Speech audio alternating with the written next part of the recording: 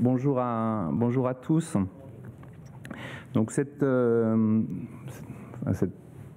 exposé autour notamment de la question du modèle économique, j'ai peur de vous décevoir un peu en ne vous disant pas des choses absolument originales, tant le thème est éculé, ou en tous les cas il est beaucoup discuté de forum en forum. Mais s'il est beaucoup discuté, c'est justement parce qu'on n'a pas encore trouvé la recette miracle et qui permettra au monde de l'information et des médias de sortir de l'apparente, j'y reviendrai, mais crise qu'elle traverse.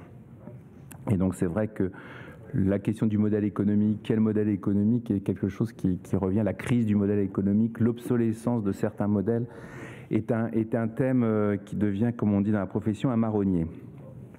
Néanmoins, un peu avec l'expérience que j'ai maintenant à la tête de l'agence France Presse, et puis des rencontres régulières, journalières, avec les plus de 4000 clients de l'AFP dans le monde, malgré tout, je pense qu'il y a une réflexion au sein de l'agence qui s'est développée avec, et que je peux vous faire partager aujourd'hui à Montpellier. Alors, première évidence et paradoxe, c'est que naturellement, jamais autant d'informations n'a été consommée dans le monde, avec une rupture qui me paraît assez essentielle depuis quelques années. C'est qu'on est passé d'un mode de consommation assez bien segmenté, assez bien organisé, qui faisait que on commençait à consommer de l'information avec la radio le matin, puis éventuellement on lisait un journal dans son transport en commun, puis éventuellement on discutait avec ses collègues de travail de l'information qu'on avait entendue à la radio ou lue dans le journal, et puis on se retrouvait tous devant le journal de 20h le soir à la télévision. Donc on pouvait passer de différents médias de manière assez segmentée, assez organisée, avec quelques fils conducteurs qu'on retrouvait le long de la journée. Bon, ce modèle a complètement explosé ces dernières années, avec notamment deux effets importants. L'arrivée des radios et des chaînes d'information en continu qui ont très largement fait monter le niveau de production générale de l'information et de circulation de l'information. Et puis naturellement les réseaux sociaux qui ont fait que chacun, avec son smartphone ou ses tablettes, sont désormais introduits dans un flux d'informations. Donc on est passé d'une logique de consommation assez segmentée à une logique de flux permanent. Donc on est dans un flux d'informations H24 qui aujourd'hui fait que la banalisation est extrême. Face à ce volume et cet effet de masse, on a une dévalorisation économique de l'information. Alors, parce que le nombre d'acteurs ou le nombre de relais, il faudra peut-être distinguer entre ceux qui produisent de l'info et ceux qui la relaient, mais est devenu, notamment parce que les réseaux sociaux y ont contribué, voilà, et chacun est devenu à sa manière. Alors, je débat sur le journalisme citoyen est un exemple du sujet, mais en tous les cas, le nombre d'acteurs et d'émetteurs est devenu phénoménal, et donc on est passé d'un rapport de 1 à 1000, un rapport de 1 à 10 000. Donc là, on a un effet de massification énorme de ceux qui interviennent sur le terrain de l'information pour la produire, pour la relayer, pour la retweeter, pour en faire écho. Et donc la question effectivement de la valeur elle-même de l'info, de comment elle est sourcée, comment elle est diffusée, et surtout à qui va la rémunération, est posée de manière absolument flagrante et décisive. Donc avec un effet de déflation énorme sur les prix, je le constate à l'AFP tous les jours, c'est-à-dire que arriver à garder de la valeur à un fil d'information est très dur, et par l'effet tout simplement de la concurrence ou de la paupérisation de nos clients. Donc, et surtout d'ailleurs plus par l'effet de la paupérisation de nos clients que par l'effet de la concurrence. Et donc la question de la valeur économique de l'info ne s'est jamais posée de manière aussi grave dans une situation aussi déflationniste. Et puis il y a quand même un dernier point que je voudrais rappeler avant de continuer à avancer dans ma réflexion, c'est quand même on est dans un secteur économique où jamais le consommateur final n'a payé le prix réel du service auquel il avait accès, c'est-à-dire en l'occurrence l'information. Jamais. Il y a toujours eu une intervention pour diminuer ou rendre accessible le prix d'accès à l'information. Ça a commencé avec l'arrivée de la publicité très rapidement dans l'histoire de la presse, qui a naturellement diminué le coût unitaire des journaux et fait passer un petit système de gazette à un petit système de bulletin et de mass média. Mais donc le prix du journal n'est pas le prix, ne reflète pas le prix économique de production, d'édition et de diffusion de l'information. La redevance a été créée au lendemain de la Seconde Guerre mondiale et a financé les grands services publics, BBC, RAI, France Télévisions ou l'ensemble des services publics dans le monde, créant par ailleurs des rédactions formidables, riches, importantes, etc., mais en tous les cas qui ont rendu une information gratuite ou quasi gratuite auprès des consommateurs. Et puis aussi très tôt, c'est un autre secteur qui m'intéresse effectivement un petit peu plus parce que j'y suis. C'est la mutualisation des coûts de collecte, notamment sur les agences de presse, puisque très rapidement, les journaux, pour avoir accès à une information originale, mondiale, diversifiée, complète, entre guillemets exhaustive et fiable, se sont, au cours du XIXe siècle, regroupés, suivant des techniques diverses, mais en tous les cas, se sont regroupés autour des agences de presse, qui est donc un secteur de mutualisation et de collecte de l'information, permettant à chacun de pouvoir avoir accès à une information que seul, économiquement, il n'aurait pas pu produire. Donc la mutualisation de coûts de collecte est la base de la raison d'être des agences de presse, qui restent très présentes dans l'écosystème général et qui permettent à des journaux, des radios et des télévisions d'avoir 24 heures sur 24 en temps réel l'information de la planète. Et aujourd'hui, ces agences sont au nombre, au niveau mondial, elles sont au nombre de 3 voire 4. Je dis 3 voire 4 parce qu'il y a AP, l'agence américaine, Reuters qui est devenu américano-canadien, donc qui a quitté sa base historique de Londres, l'AFP, chacune ont des statuts un peu différents. Et aujourd'hui, j'évoque la 4e parce que je pense qu'on n'y fait pas assez attention, on ne fait pas assez écho. C'est Chine Nouvelle, qui était historiquement un acteur présent, mais qui a maintenant développé une stratégie mondiale assez forte, dynamique. Par exemple, Chine Nouvelle a aujourd'hui un bureau régional qui couvre l'Amérique latine avec plus de 150 journalistes mexicains à Mexico.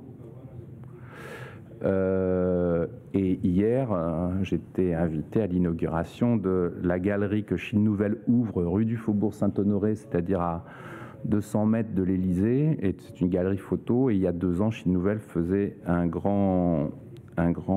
campagne publicitaire à Times Square, donc au cœur de la planète média, en expliquant Chine Nouvelle, votre nouveau partenaire média.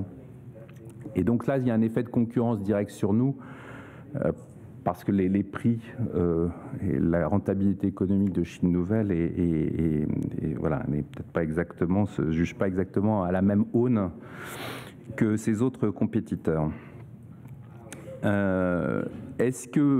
Et comme je pense qu'il y aura peu de raisons pour lesquelles cette déflation des prix, que les effets de concurrence et que le niveau de consommation baisse, je pense qu'on est face à des données structurelles de fond et très durables du marché des médias.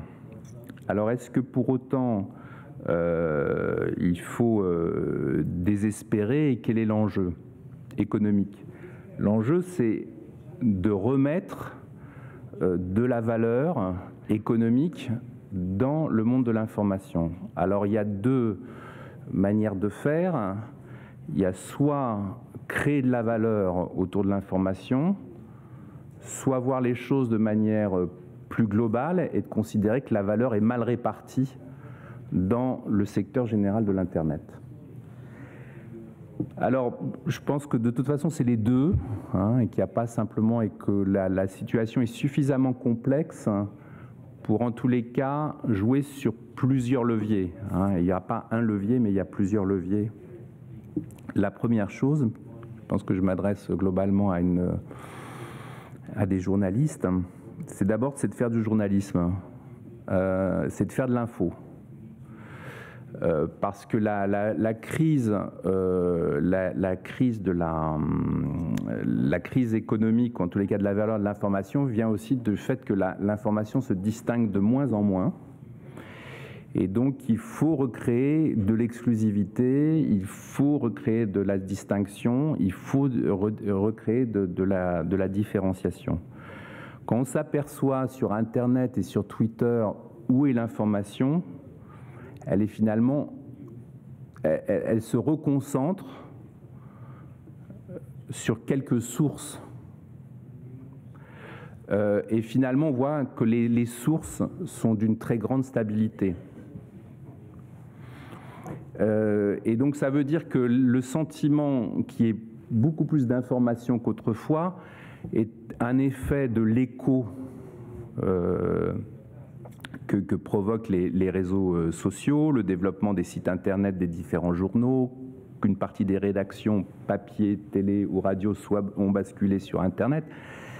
Mais finalement, il y a un effet de redondance qui est extrême sur Internet. Et on s'aperçoit que finalement, l'information, j'ose pas dire brute parce que ça n'a pas vraiment de sens, mais en tous les cas, les émetteurs et les sources mondiales d'information sont finalement restés assez stables.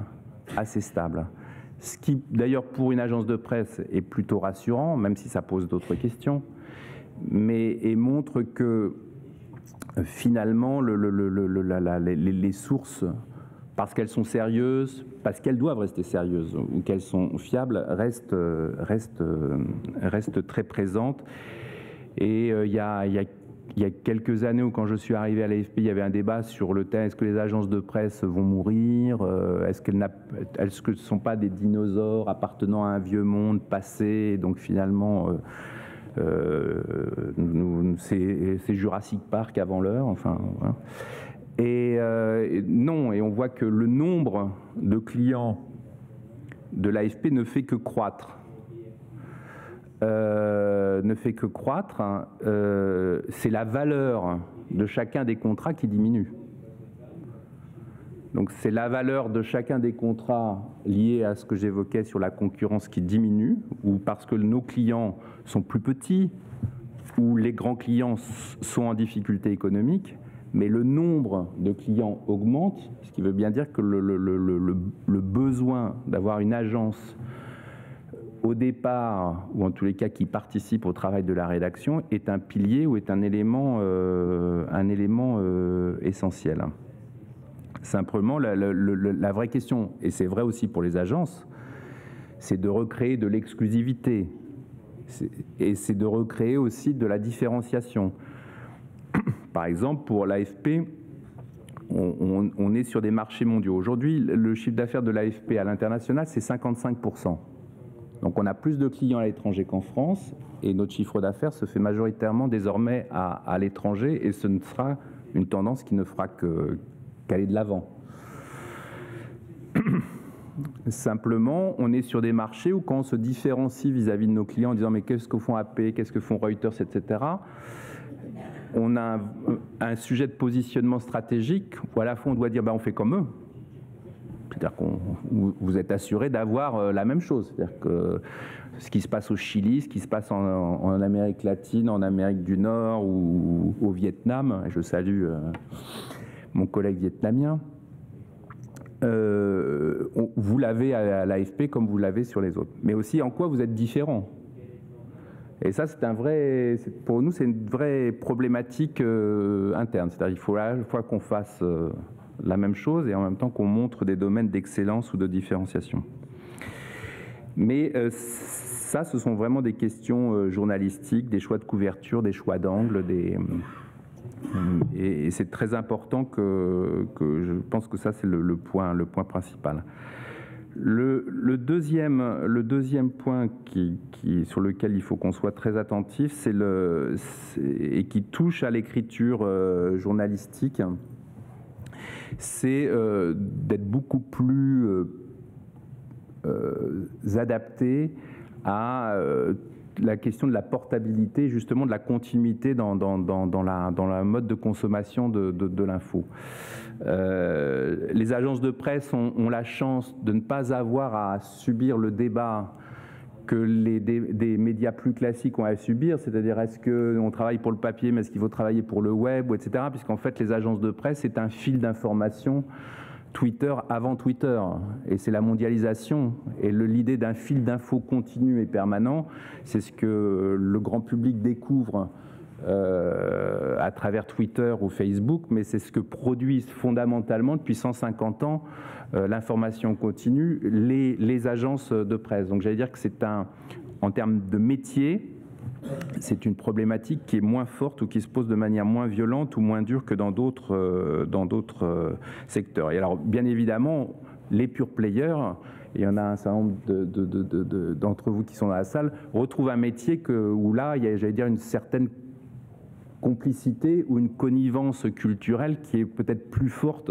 entre les pure players et les agenciers que d'autres secteurs du monde de l'information qui sont nés entre-temps. Donc les deux bornes, d'une certaine manière, se retrouvent. Qu'est-ce que ça veut dire pour nous? C'est d'avoir des produits et des productions qui accompagnent l'évolution technologique de nos clients. C'est-à-dire que livrer juste du texte, livrer de la photo ou livrer de la vidéo et ne pas être capable d'avoir des productions qui embarquent de la technologie et qui embarquent aussi l'intégration de ces différents médias devient très pénalisant.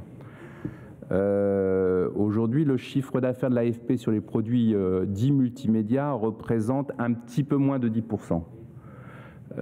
Mais c'est naturellement un secteur qui est en croissance et qu'il faut absolument développer.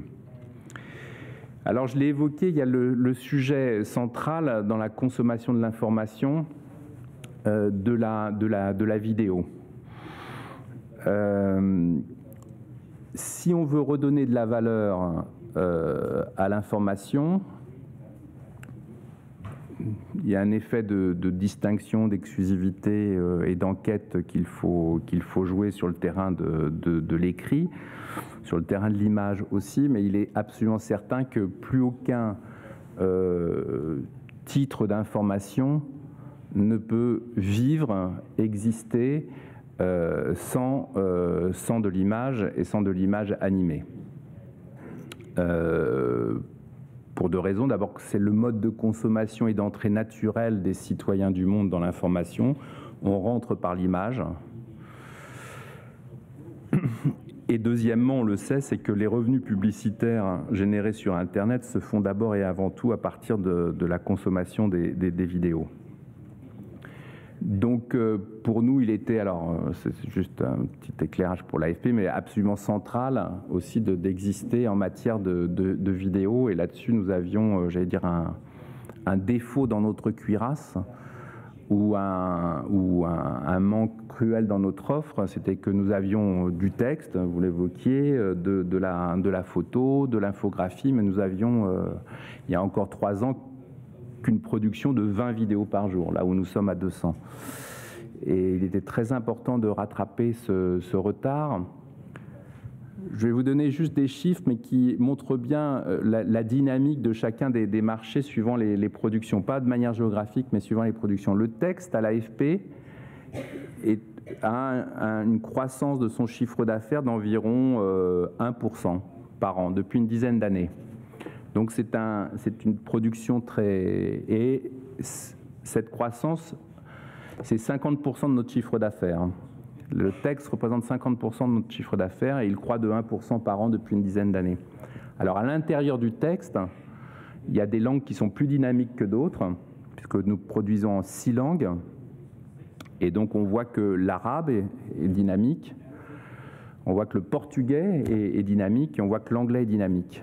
À l'inverse, le français n'est pas dynamique, l'espagnol ne l'est pas non plus et l'allemand est aussi également stable. Voilà. Ce qui reflète un peu les dynamismes de marché ou les dynamismes géographiques. Et puis la photo, c'est 30% du chiffre d'affaires de l'agence. Et la photographie a longtemps été le grand relais de croissance de l'agence. Et si d'ailleurs les 30% sont globales, à l'international, c'est 70% de notre chiffre d'affaires qui est constitué par la photo. Et puis, j'ai parlé du multimédia à hauteur d'une dizaine de pourcents de notre chiffre d'affaires. Et puis, les 10% restants sont partagés entre l'infographie et la vidéo. Et la vidéo, donc, on part de très bas en part relative de notre chiffre d'affaires. Mais la croissance de notre chiffre d'affaires en 2012, l'année dernière, était de 25%. À comparer au 1% du texte. Et voilà. Donc enfin en tous les cas, on voit que la réponse du marché de ce point de vue-là est très forte.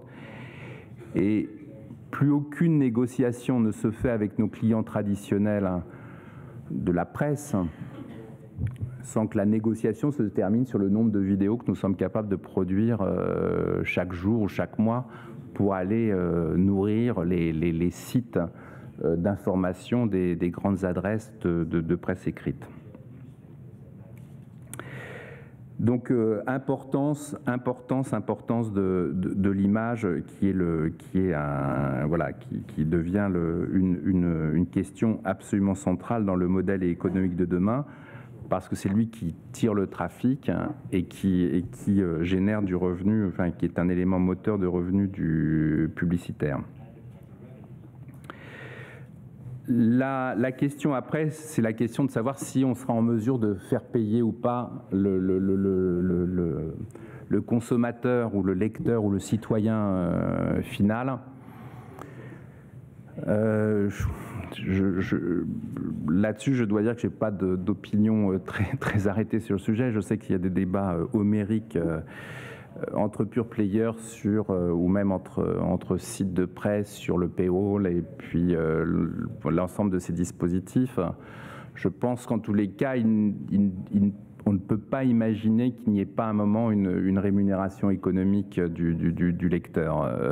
Je pense que le tout gratuit finira à un moment ou à un autre par en tous les cas être minoré, non pas pour passer dans un tout payant, mais probablement avec des formules que d'ailleurs les outils technologiques nous permettront d'avoir, et avec peut-être des micro-paiements et des formules beaucoup plus personnalisées et personnalisables en fonction des centres d'intérêt. Mais imaginez qu'on puisse tenir sur des modèles où il n'y ait aucune rémunération directe entre le consommateur et le producteur me paraît compliqué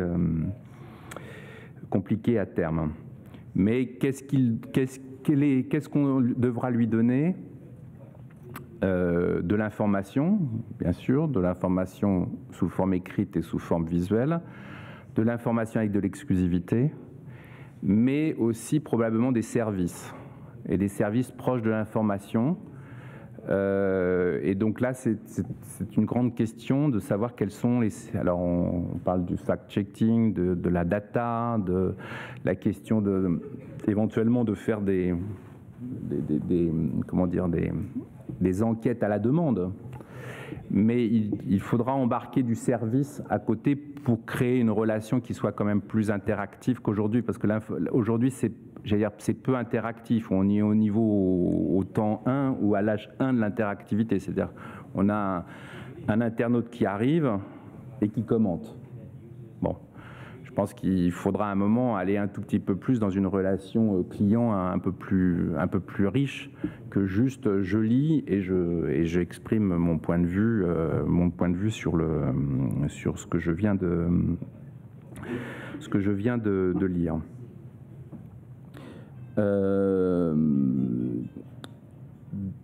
Donc la question des services, en tous les cas, est posée. Elle est posée aussi pour l'agence. Est-ce que demain, la relation que nous avons avec nos clients est une relation, j'allais dire, classique et unilatérale, hein. Je reporte le problème en amont, hein. Je remonte d'un cran dans la chaîne, enfin qui n'en est plus tout à fait une, mais est-ce qu'avec une télévision, une radio, un site internet, on est simplement un fournisseur et on introduit nos flux d'informations dans les systèmes informatiques de nos clients? Ou est-ce qu'on est capable d'arriver plus loin et d'avoir plutôt une rencontre autour d'une plateforme où on pourrait associer à la fois nos flux d'informations que le client prendrait en fonction de ses intérêts économico, éditoriaux, et puis aussi associer des services, de la curation de contenu, de la data, la possibilité de pouvoir faire des reportages de manière ciblée ou en exclusivité, etc. Et donc d'embarquer du service tout autour. C'est une vraie question, en tous les cas stratégique pour nous, et elle participe aussi de la question de la différenciation avec nos concurrents sur certains domaines. On peut penser au sport ou à d'autres secteurs, la culture, qui peuvent être des secteurs de notre activité éditoriale sur lequel on se distingue. Alors, ça, c'était la question pour faire remonter de la valeur à l'intérieur du flux d'informations. Il y a la question après de savoir si la valeur est elle-même bien répartie dans l'ensemble de l'écosystème d'Internet. Moi, je dis clairement non. C'est-à-dire qu'il n'est pas possible d'imaginer qu'il y ait à la fois une telle dévalorisation des flux d'informations, la multiplication d'autant d'acteurs, une difficulté à rémunérer ces contenus, et voir par ailleurs qu'il y a quelques géants de l'Internet qui, eux, en revanche, font des profits colossaux, dont une partie, peut-être pas la principale, mais en tous les cas une partie très importante, se fait sur la base de flux d'informations produits par d'autres. Donc, alors c'est tout le débat autour de la taxe Google, etc., etc.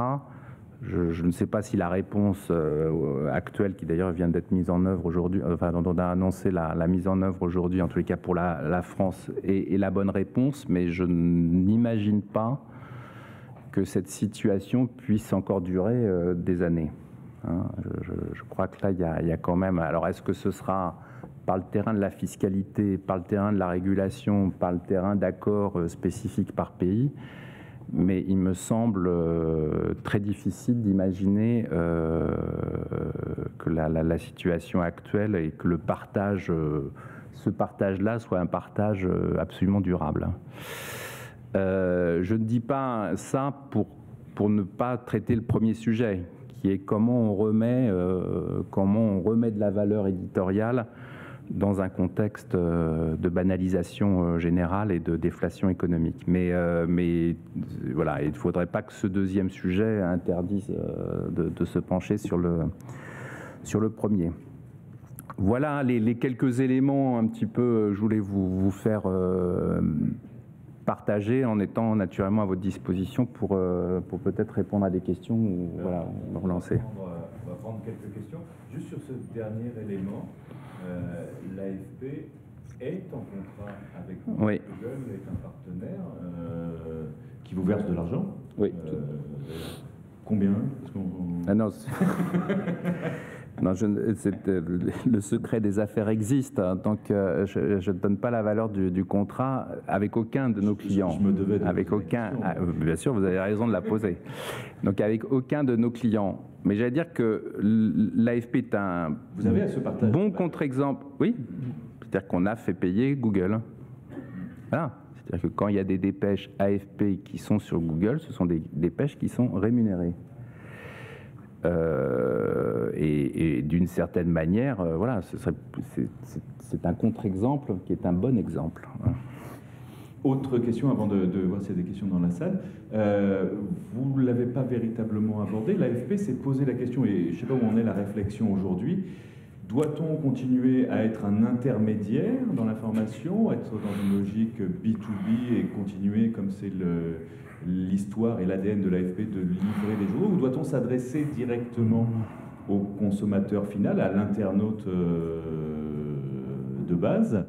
Il y a eu un certain nombre de mouvements. Je ne sais pas trop aujourd'hui où en est l'AFP, et peut-être que la situation est différente selon les marchés. Vous pouvez peut-être nous l'expliquer?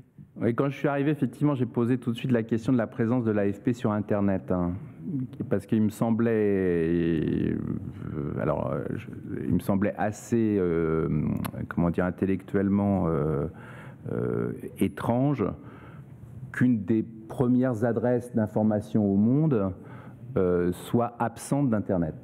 Et que quand on tape AFP, on se retrouve avec un site dit corporate où on explique que Charles Havas avait créé, voilà.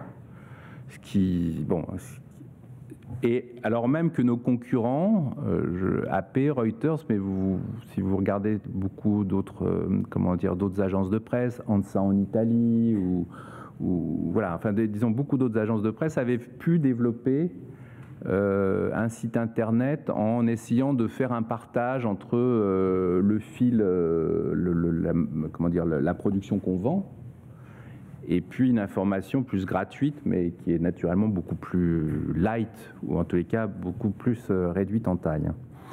Le sujet était d'ailleurs pas pour moi tellement... Enfin, il y avait un sujet français, mais qu'il fallait distinguer du sujet monde, parce que par ailleurs, autant, j'allais dire, on n'a pas de questions, en tout cas ça se pose différemment, de questions sur notre part de marché en France et notre notoriété en France. En revanche, le sujet était, à l'inverse, en France, on a un sujet qui est d'expliquer ce qu'on fait. Hein. Qu'est-ce qu'on est derrière tout ça, derrière, voilà, plus un problème de connaissance de l'entreprise. En revanche, sur l'étranger, c'est clair qu'on a encore des espaces du monde où on a des déficits de notoriété très très forts. Et on considère, voilà, donc, et ça, les réseaux sociaux nous permettaient aussi de combler ce manque de notoriété, voilà, complété après par une stratégie commerciale plus agressive. Donc on a créé une page Facebook en français, en anglais et en espagnol, et on a créé des comptes Twitter, dont celui en français a dépassé les 180 000 followers il y a quelques jours, avec des politiques, en tous les cas éditoriales différentes. Ce que Reuters fait, ce qu'AP ne fait pas, mais ce que nous faisons sur notre fil en anglais, c'est-à-dire qu'on retweet une partie de nos alertes et de nos urgents, pardon. En revanche, qu'on se refuse de faire sur le fil en français.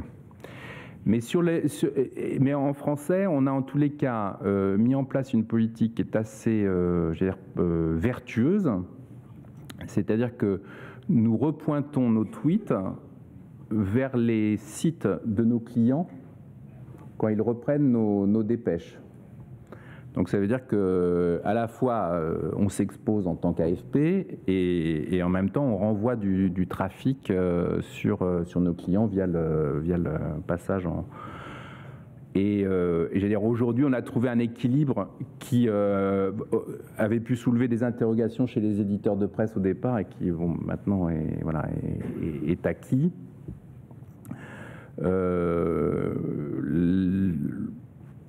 La question est après maintenant de savoir si on est capable de le décliner dans les autres langues de l'agence. Bon, ce qui après pose des questions d'organisation et tout ça, c'est pas. Mais incontestablement, ça y est, on est présent sur Internet et je peux dire aussi que le site afp.com a été complètement refondu, qu'on a mis en avant, vous le citiez, les blogs des journalistes, donc aussi on a pu être présent d'un point de vue éditorial et journalistique où on raconte les couvertures, entre guillemets les coulisses de l'AFP. Au point même, c'est pour ça qu'il ne faut pas du tout être trop schématique dans ce genre d'histoire, au point même que certains éditeurs ont dit mais ces histoires nous intéressent, ouais. Est-ce qu'on peut les reprendre dans nos journaux, mais c'est pas dans le fil, alors est-ce qu'on... Alors bien sûr on a dit ben, vous les reprenez, donc on s'aperçoit que ce qu'on avait produit pour l'AFP, mais pas dans le fil, aussi est un élément de reprise de l'information. Donc c'est pour ça que je pense qu'on tient bien une ligne entre ce qui est du gratuit, ce qui est du payant, et en même temps on s'aperçoit que tout ça participe d'une information bien comprise et d'un effet de notoriété qui n'est pas du tout déstabilisant, loin de là, pour tout le monde. Alors, on va demander en plus, j'allais dire, c'est tout l'intérêt des éditeurs français qu'on gagne des parts de marché à l'étranger. Non, s'il y a des questions dans la salle et au passage, alors il y a une question ici, si on peut apporter un micro, et Pierre ensuite.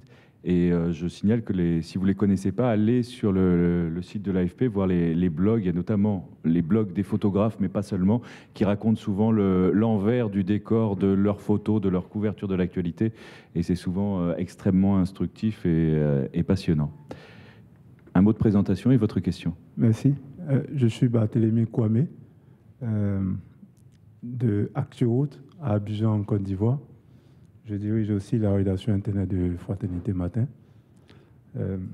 J'ai une question concernant les revenus que génère l'AFP. C'est vrai que vous avez donné les pourcentages sans donner les niveaux de revenus, mais nous, à Abidjan, quand on voit l'AFP, on se dit que c'est une agence pro-gouvernementale. Si je me trompe, vous allez rectifier. Est-ce que l'AFP bénéficie d'une subvention ou est-ce que les revenus que vous générez sont suffisants pour couvrir vos charges? Au passage, l'AFP a combien de collaborateurs? Merci. L'AFP a 1500, a une rédaction de 1500 journalistes. Le chiffre d'affaires de l'AFP, c'est 280 millions. Et sur les 180 millions, les abonnements dits d'État représentent 118 millions sur 280. 40% du pourcentage. Si l'économie des trois agences de presse, c'est important de faire des comparaisons, hein, sont à peu près équivalents, puisqu'en fait, une agence de presse, c'est un réseau. Donc, si vous voulez être mondial, il faut à peu près avoir le même nombre de collaborateurs à peu près partout dans le monde. AP Reuters se distingue de nous par le nombre de collaborateurs qui est légèrement supérieur parce qu'ils couvrent le marché américain ont une masse de journalistes beaucoup plus importante aux États-Unis que nous, où on n'est pas du tout dans le même rapport.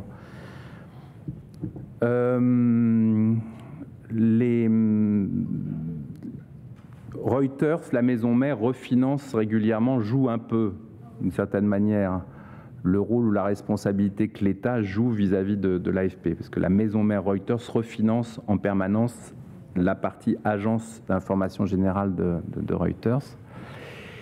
Et AP se retrouve dans des difficultés financières qui font qu'elle est recapitalisée régulièrement. C'est une coopérative, pardon. Et elle se retrouve refinancée régulièrement aussi par les éditeurs de presse américains. Et AP, quand moi je disais que l'AFP était, vous voyez, son chiffre d'affaires était à 55% à l'étranger, AP c'est 20%. 80% est assis sur le marché américain. Et c'est d'ailleurs pour ça qu'historiquement, l'État est intervenu dans le financement général de l'agence, parce que vouloir asseoir une agence de presse mondiale sur un marché français ou francophone était strictement impossible, puisqu'il y avait un décalage trop fort entre ses charges qui étaient comparables à ses compétiteurs et puis la force ou la base de son marché domestique. Alors, sur la discussion avec l'État, aujourd'hui, je ne vais pas rentrer dans le détail, c'est peut-être pas très intéressant, mais on est en reconstruction parce que ces règles-là datent de 1957. Les règles, pas les montants, mais les règles. Et donc, depuis Bruxelles et le marché unique est arrivé, les problématiques de subventions, d'aide publique, etc. se posent de manière très différente. Et donc, à l'aune d'un dossier en ce moment qui est examiné par la Commission, on est en train de redétricoter et reconstruire ce dispositif pour le mettre aux normes de Bruxelles et du marché unique. Donc voilà. Alors c'est un peu long parce que c'est très technique, mais ce sera sur le fond très positif. Par ailleurs, alors franchement, sur la ligne éditoriale, les journalistes de l'AFP revendiquent à juste titre leur indépendance et c'est leur responsabilité d'abord et avant tout. Et si vous voulez, je suis très à l'aise là-dessus parce que si vous avez 4000 clients dans le monde et que vous êtes en compétition permanente avec AP et Reuters, ces clients, ils n'achètent pas la Voix de la France. Généralement, ce n'est pas leur sujet premier. Leur sujet premier, c'est d'avoir de l'info mondiale qui sert à leur rédaction. Et je pense que le fait que voilà, on est encore là et que l'AFP joue dans la cour des grands, et d'abord et avant tout parce que l'information qui est produite est une information crédible et fiable. Sinon, bien évidemment, si on était une agence entre guillemets officielle, on ne serait pas à ce niveau de performance. Alors, on va prendre une autre question ici devant, s'il vous plaît. Ouais, alors 2 et ensuite ce sera monsieur derrière. Pierre, je vais demander de faire court dans la question. Ensuite, on va prendre l'autre question. On va faire une réponse double. Bonjour. Est-ce que vous avez déjà évoqué la question du B2C, du passage du B2B au B2C? Est-ce que vous n'allez pas être attiré irrésistiblement vers la transformation de l'AFP en un média en direction du public? Vous avez évoqué le besoin de visibilité. Si vous avez aujourd'hui un compte Twitter, c'est bien parce que vous ne pouvez pas rester dans ce statut d'intermédiaire, comme l'a dit Philippe. Est-ce qu'il n'y a pas une schizophrénie freinée par le poids de la presse française dans le conseil d'administration de l'AFP qui, un jour ou l'autre, devra être réglée? Alors, avant la réponse, on va prendre la deuxième et dernière question au fond. Et ensuite, je vais vous demander de faire une réponse relativement brève. Bonjour, je suis Mourad Ouadahi, je suis directeur d'une radio algérienne, Radio Jeune. Je voudrais juste, dans le prolongement de la première question, concernant l'AFP et en fait la couverture des conflits dans le monde, je prends l'exemple de ma rédaction et de la radio que je dirige, sur des questions liées à la position de la France à l'international. Il est évident que, évidemment, on ne remet pas en cause la crédibilité de l'AFP ni du travail de ces journalistes, mais sur les questions liées aux affaires étrangères et aux questions de la position de la France quant à l'étranger, je prends l'exemple de la Tunisie au départ du conflit et un petit peu aussi la Libye et la Syrie. Il est évident que nous, en tant que radio jeune, sur les questions de ce type de conflit, l'AFP reste crédible, nous récupérons une partie des informations, mais nous nous appuyons aussi beaucoup sur les réseaux sociaux, sur les blogueurs, sur les internautes dans ces pays-là, qui nous donnent eux aussi une source d'information, et ça nous permet, à nous, radio et jeunes, de pouvoir avoir une information en recoupant les informations, non pas que l'AFP soit la voix de la France, mais en même temps, on est conscient que ça reste évidemment une partie du travail que vous accomplissez. Mais est-ce que justement sur ces questions-là, le sujet donc, de notre rencontre aujourd'hui, c'est donc les médias et les réseaux sociaux, vous n'êtes pas en concurrence quand il s'agit de couvrir ce type de conflit? Non, enfin, l'AFP n'a pas, et ce serait un petit peu, comment dire, étrange ou bizarre de revendiquer l'idée d'être une source unique d'information. On vit dans un monde moderne, le monde est ouvert. Les sources de l'AFP sont multiples aussi. On ne travaille pas qu'avec une seule source. Et donc, quand vous évoquiez la position aussi de la France, l'AFP, dans la rédaction de l'AFP, il y a 80 nationalités différentes. 80. Et qui travaillent en 6 langues de production. Donc inutile de vous dire que le débat interne, voilà, le débat externe, il est interne à l'agence, 80 nationalités. Probablement un des médias au monde dont la rédaction est la plus internationalisée, hein, y compris avec des collaborateurs algériens, tunisiens, marocains, travaillant en langue arabe ou en langue française. Donc, et que vous ayez besoin d'autres sources pour faire votre travail, bravo, félicitations. Je veux dire, c'est le b.a.-ba du métier. À l'AFP, il faut toujours en avoir 2 au minimum. Alors, vous voyez, mais si on en a 10, c'est encore mieux. En revanche, là où on peut aller un tout petit peu plus loin dans le métier, c'est que, notamment sur Twitter, on est en train de développer des outils pour justement pouvoir apprécier les signaux faibles, les signaux forts, pour justement que ce travail de collecte dépasse simplement le stade premier qui est je mets les 20 comptes, les 30 comptes qui me plaisent bien, mais certes, mais en plus, voilà, d'avoir peut-être aussi des outils qui permettent aux journalistes de pouvoir naviguer un tout petit peu plus facilement dans cette masse qui devient énorme. Par ailleurs, sur les réseaux sociaux, il y a la seule agence qui n'a pas quitté le sol syrien depuis 2 ans, c'est l'AFP. Et naturellement, au moment où il y a des images et de la vidéo que nous sortons de Syrie, mais il y a aussi de la vidéo que nous remettons dans nos fils et qui sont aussi le produit d'une collecte. Et là-dessus, pour beaucoup d'organes de presse, c'est un élément essentiel entre guillemets, de passer par l'AFP, parce que avant de les rediffuser, on a fait tout un travail de vérification, parce qu'on sait bien que ces sources peuvent être aussi sujets à discussion ou à débat ou à questionner leur crédibilité. Donc, qu'il y ait des sources différentes et qui complètent les vôtres, mais moi je n'y vois aucun élément de concurrence. Pour les journalistes de l'AFP, les réseaux sociaux sont une source supplémentaire. C'est une source qu'il faut savoir traiter comme une source avec tous les éléments qu'un journaliste professionnel se doit avoir vis-à-vis d'une source. Hein, voilà. Alors après, avec peut-être des méthodes différentes ou des techniques différentes. Mais à l'inverse, je suis absolument persuadé qu'aucune rédaction du monde ne pourrait fonder une politique éditoriale que sur la collecte d'informations à partir de réseaux sociaux. Parce que là, ça poserait d'autres questions. Donc je pense qu'il faut les deux. Enfin voilà, c'est... Pour en venir à la question de Pierre Aski, c'est pas pour l'éluder. Hein, inexorablement attiré vers le marché grand public. Moi, je pense que c'est un problème d'équilibre. Aujourd'hui, par exemple, est-ce que si on était sur Internet, hein, grosso modo, la presse française, c'est un chiffre d'affaires de 80 millions d'euros. Hein, disons. Est-ce qu'on serait en mesure de faire passer nos comptes d'exploitation de l'année N à l'année N+1 en supprimant 80 millions de revenus et en générant 80 millions sur Internet? Probablement pas.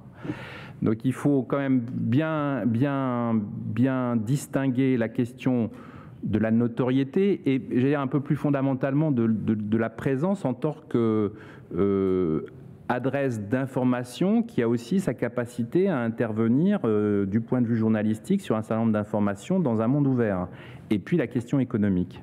Je pense qu'on peut arriver à un peu déconnecter les deux, ce qu'on est en train de faire. En revanche, sur des terrains où on est vraiment dans une compétition beaucoup plus forte et où on n'est pas en situation de responsabilité, je dirais, historique aussi importante qu'en France, là effectivement, on a une autre stratégie. Bien, merci Emmanuel Hogg d'avoir partagé avec nous cette vision du marché des médias et de son évolution. Merci, je vous propose d'applaudir Emmanuel Hogg pour cette intervention.